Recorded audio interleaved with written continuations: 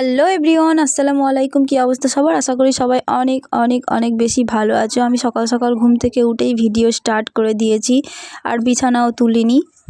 কাল রাতে চলে গিয়েছিলাম আমার দিদির বাড়ি, তো সকাল সকাল আবার বাড়ি চলে আসবো।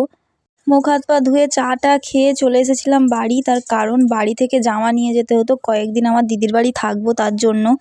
যেহেতু আমাদের বাড়ি থেকে আমার দিদিদের বাড়ি খুব কাছাকাছি, যাওয়া আসা যায়, তো তার জন্য আমি চলে এসেছিলাম সকাল সকাল বাড়ি। আর দেখো, আসার পথে একটা আঁকোলা যাচ্ছিলো, তাই আমান দেখে বলল খাবো। আর আমাদের পাড়ায় কিন্তু সকাল সকাল অনেকই ব্যাপারীরা আসে, আর ও দেখে ওরও সর্দি ছিল, খেতে বারণ করেছিলাম কিন্তু ও শুনলো না, তাই কিনে দিতেই হলো।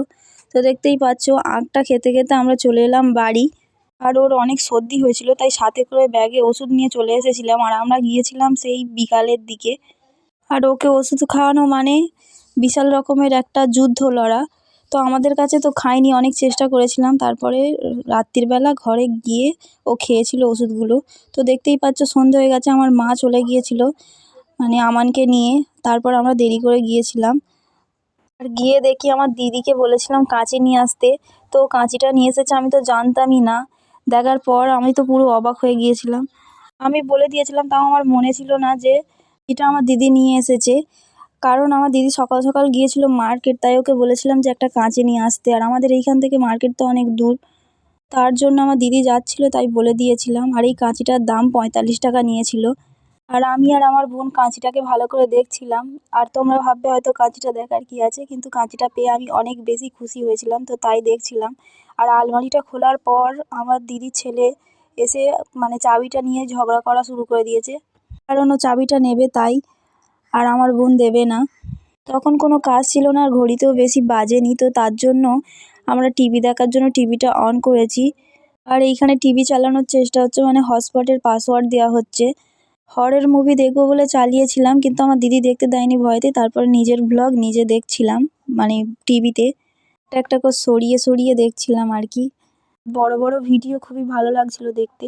আর কারা কারা এই ভিডিওগুলো আমার দেখেছো অবশ্যই বলবে। তার তো জানো এটা কী গানটাও অবশ্যই বলবে। কপিরাইট উঠবে বলে আমি গানটা দিইনি।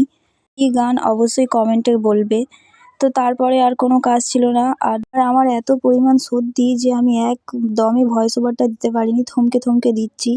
এত শরীর খারাপের জন্য ভিডিও আমার ছাড়া হয়নি কত দিনের। এই ভিডিওগুলো 2-3 দিন হয়ে গেছে, আমার কাছে আছে গ্যালারিতে। দেখো, এখানে যুদ্ধ শুরু হয়ে গেছে, ওষুধ খাওয়ানোর যুদ্ধ। আমানকে, আমার দিদি, আমি আর তামান্না 3 জন মিলে। তো ওষুধ খাবে না বলে দেয়ালের দিকে চলে গেছে। সত্যি ওষুধগুলো বিচ্ছিরি খেতে, কিন্তু বিচ্ছিরি বললে তো হবে না, সর্দি নইলে ভালো হবে না। তো তারপরে আমরা জোর জবরদস্তি করে ওষুধটা খাইয়ে দিলাম। ওষুধ খাওয়ানো হচ্ছে না, এখানে একটা ছোট যুদ্ধ লড়া হচ্ছে, আমরা নিজেই বুঝতে পারিনি। আমার ভিডিওটা এই পর্যন্ত। ওষুধ খাওয়াতে খাওয়াতে আমার ভিডিওটা আমি শেষ করলাম। আমার ভিডিওটা ভালো লাগলে একটা লাইক অ্যান্ড সাবস্ক্রাইব করতে ভুলবে না। টাটা, আল্লাহ হাফেজ।